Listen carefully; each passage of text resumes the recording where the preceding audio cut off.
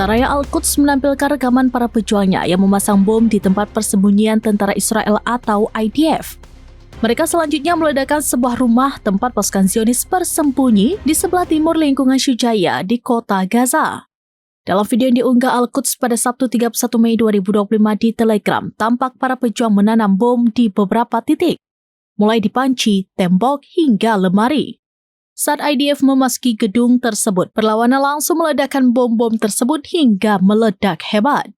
Faksi-faksi perlawanan Palestina di jalur Gaza terus melanjutkan pertempuran mereka untuk membela rakyat Palestina sebagai bagian dari kampanye Banjir Al-Aqsa dan sebagai respon terhadap kejahatan dan pembantaian yang dilakukan oleh Israel terhadap warga sipil di jalur Gaza.